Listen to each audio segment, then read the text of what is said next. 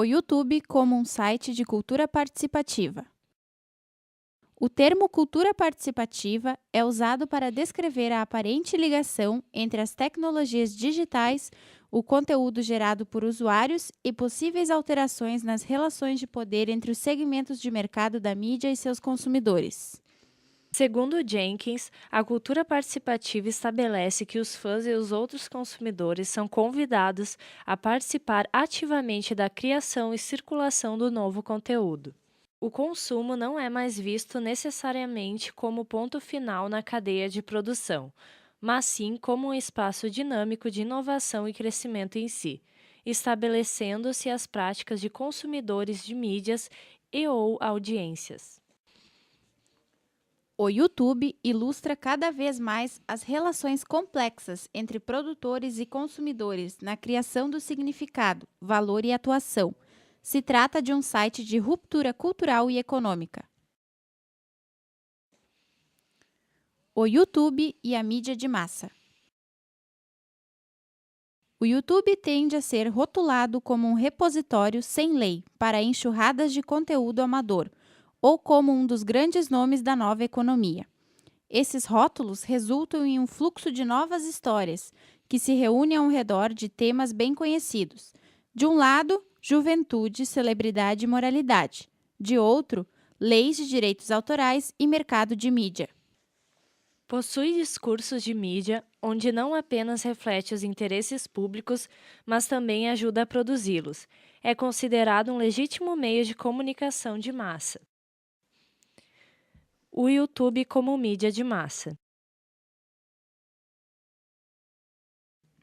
Em um espaço de apenas 12 meses, foi aceito como parte de um cenário da mídia, da esquisitice para o centro das questões industriais, legais e morais mais sérias.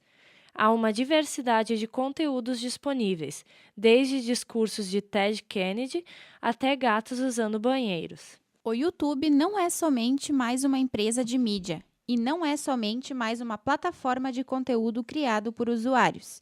É mais proveitoso entender o YouTube como ocupante de uma função institucional, criatividade individual e coletiva e a produção de significado, e como um mediador de vários discursos e ideologias divergentes voltados para o mercado e os vários discursos voltados para a audiência ou para o usuário. Além da fronteira entre o profissional e o amador. Os vídeos do YouTube são contribuições de uma diversidade de profissionais, semi-profissionais, amadores e participantes pró-amadores. Os assuntos variam, sendo eles aulas utilizadas pelas universidades ou até mesmo gravações de pousos de aeronaves publicados pela Força Aérea. Esses conteúdos podem ser amplamente classificados como a tradicional dicotomia de conteúdos entre a mídia tradicional e os criadores por usuários. A Ford Models usa o YouTube tanto com objetivos promocionais como para a identificação de talentos. A Ford, assim como o Google, não é um agente tradicional da mídia. Sua presença no YouTube se beneficia das mesmas oportunidades de autopublicação e conversação de outros participantes de fora da mídia. O conteúdo da Ford, dicas de maquiagem, perfis de modelo, orientações sobre o mundo da moda e aulas de comportamentos para modelos, também poderia ser muito bem adequado em veiculação de programas de moda na TV, a cabo ou transmissão televisiva. Já em questão de usuários, uma série de blogueiros está usando o YouTube como um empreendimento comercial. Para entender a cultura popular do YouTube, não basta estabelecer uma distinção entre produção profissional e amadora, ou práticas comerciais e de comunidade. Isso se baseia em lógicas industriais mais familiarizadas com o contexto da mídia de radiodifusão do que com a compreensão de como as pessoas usam a mídia em suas vidas cotidianas, ou como o YouTube realmente funciona como um sistema cultural. É mais útil mudar o pensamento sobre produção, distribuição e consumo de mídia do que um pensamento sobre o YouTube como um processo contínuo de participação cultural. Todos aqueles que fornecem conteúdo são considerados participantes e não interessa a origem do conteúdo. se veio por meio de um estúdio de Hollywood ou por um videoblogueiro amador. Todas as curtidas e compartilhamentos deixam rastros ou qualquer outra prática de audiência, o que contribui no impacto da cultura do YouTube à medida que o site evolui. A alfabetização e a rede social. A alfabetização digital é um dos principais problemas da cultura participativa. A famosa barreira digital, desigualdade de participação online, acesso ou falta de acesso às tecnologias digitais como computadores ou infraestrutura banda larga, dá lugar para questões voltadas à inclusão digital e à participação. A longa história da alfabetização da gráfica à mídia traz consigo um volume significante de debates quanto à ideia de cultura participativa. Sonia Livingstone propõe que a maioria das discussões sobre a alfabetização na nova mídia é caracterizada por tensões historicamente não resolvidas entre as visões críticas ou iluminadas da alfabetização, e, por outro, como um incentivo ao progresso e à igualdade que devemos buscar entender a todas as pessoas, a visão iluminada. A alfabetização através das tecnologias digitais contribui para a formação crítica em relação às mensagens da mídia.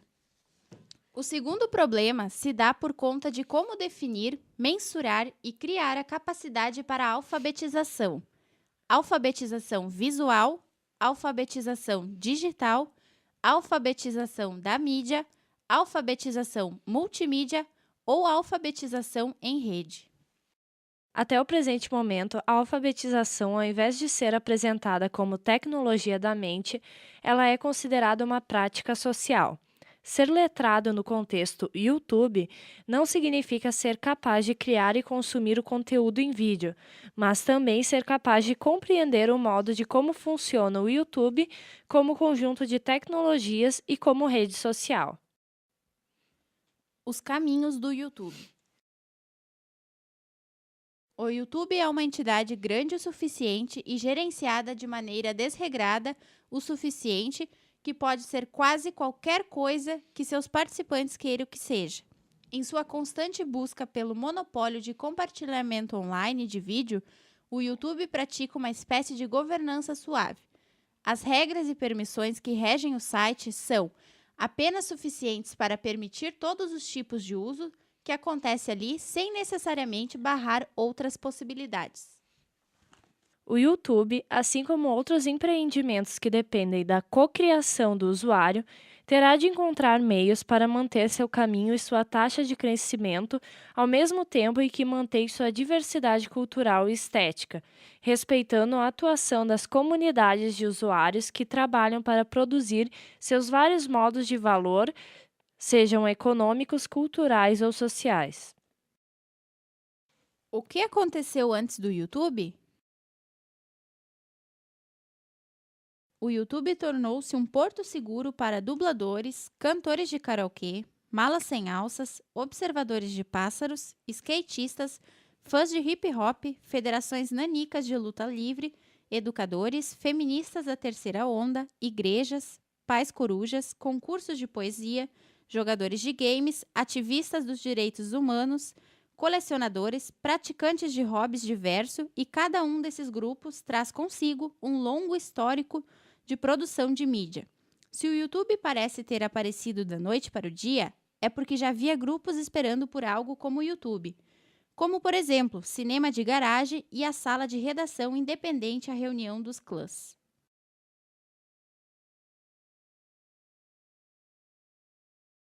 O YouTube, com toda a sua exuberância sistemática e seu conteúdo descompromissado, empenhado em nada mais que diversão ou, como o clássico Hey Clip nos explica, "Ei galera, dançar zoando é legal", é simultaneamente o complexo sistema no qual a alfabetização digital pode encontrar novos objetivos, novos modos de publicação e um novo conhecimento.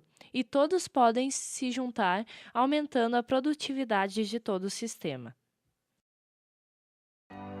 Shine bright like a diamond.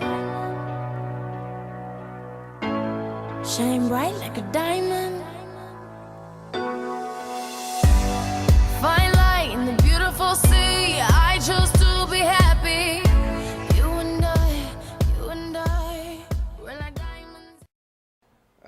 das 3 maneiras, né?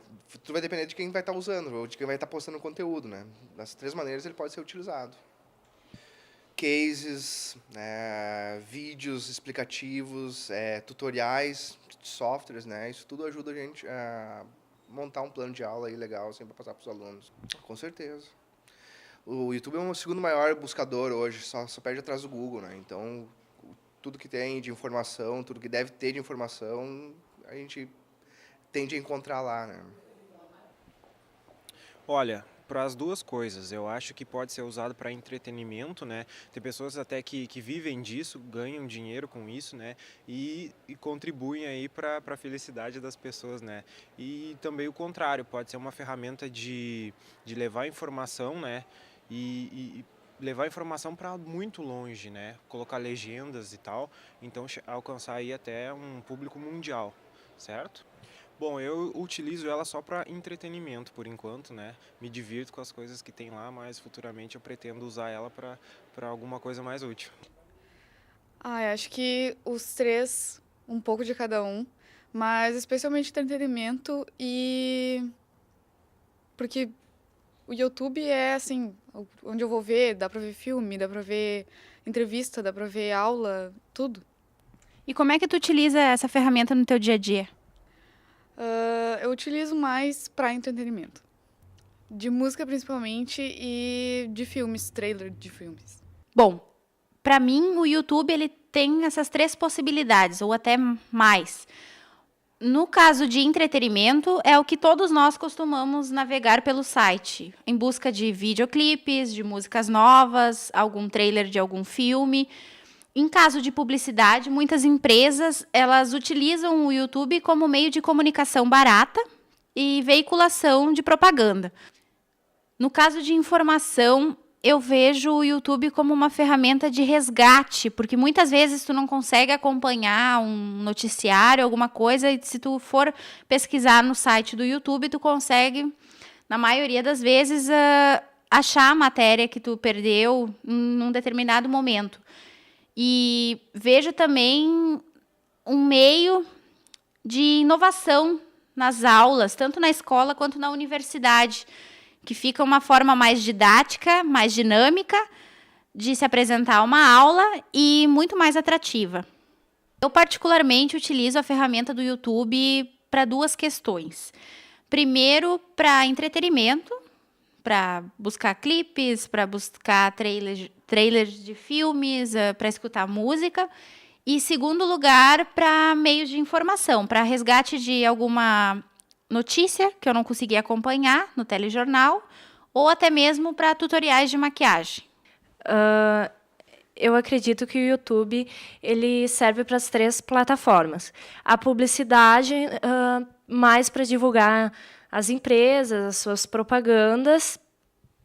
O entretenimento, para ver músicas, clipes, e até não só ver, mas como a gente pode participar, fazer o nosso conteúdo virar entretenimento e ganhar dinheiro em cima disso. When I